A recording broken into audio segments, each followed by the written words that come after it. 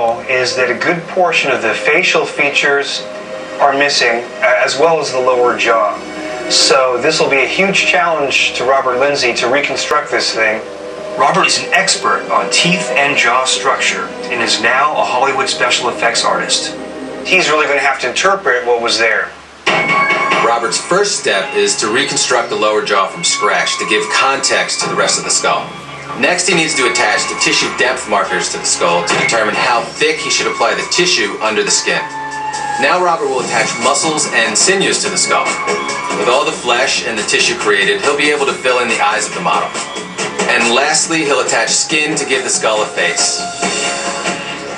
While Robert constructs the face, we need to determine if it's even possible for this type of life form to evolve on another planet. I'm really excited to meet with David Aguilar because David Aguilar has written National Geographic on what's going on in the solar system and forms may look. We are talking to NASA, we're talking to the Origins of Life Initiative here at Harvard. We're actively searching for life in the universe. This really elevates our investigation to have a Harvard scientist weigh in and talk to us about the real possibilities of alien life coming into contact with Earth. We've learned quite a bit about aliens, rays specifically, and we really want to see how they can compare to how life could evolve on other planets. What shapes, what forms, what evolutionary pattern they might take. Boy, that's the big mystery today.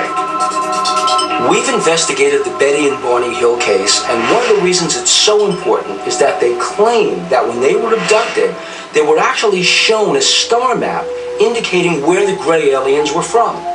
Why would they have added a detail like this? What about the star map that Betty Hill drew? When she was regressed, she drew a star map was where the alien on the spacecraft told her they were from. In fact, he actually showed her a diagram in space of where they were from. When Betty Hill reported where the aliens told them they came from, it was from the twin star system, Zeta Reticuli. I remember that planets. one. They saw the map inside the ship and they put it out there, and it wasn't until later that they were able to go back and take a look and say, oh my gosh, this looks like the system they were talking about. But then, Bill, in the infinity of space, there could be 1,000 locations that look just like that. We've actually contacted witnesses who say they've seen beings that have visited our planet, and we've got some sketches here to show you. What do you think about that? Is that something that could evolve on another planet? Does that say anything to you? But of course things are going to evolve differently on another planet. And there's no reason that we would have humanoids. I mean, the chance of finding humanoids that look like us, like you see in Star Trek, are so unbelievably small. You're going to get intelligent creatures, but they may not look anything like we would even relate to an intelligence. It is entirely possible for anything to evolve on another planet given the right conditions. It doesn't necessarily mean they're going to become the same shape and size and look as these grays we're looking at, but it is a possibility. This creature comes from another planet, especially an M small red star. These may not be eyes at all. They could see in the infrared spectrum, and the bright lights that we see on this planet could really mess with their eyes. So this whole idea here, I've always wondered if those in fact weren't lenses that were just blocking out light. The head is big, and you're right, the big problem I have is you can't support it on his neck. These small little thin frail creatures look like they come from a world that has less gravity than the Earth. Because if they came from a planet with less gravity, this one would really be tugging on them. It would slow them down. They have less gravity, they'll grow more elongated, thinner. We know that as a principle just of life on planets. Obviously, the nose being so small and the ears being so small, these are not important senses anymore. If they've evolved this way, they've evolved without it. There are other senses that creatures use that we don't use. Radar with bats.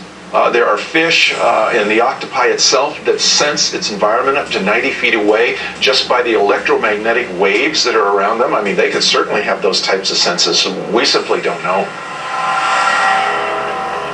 Now look at this creature. It's so thin, it looks weak. I can't imagine it doing anything, let alone abducting people. It doesn't have the physical presence for it. Maybe these are genetically engineered specifically for this task, this function, like robots. We just send them out like androids to do whatever they're doing.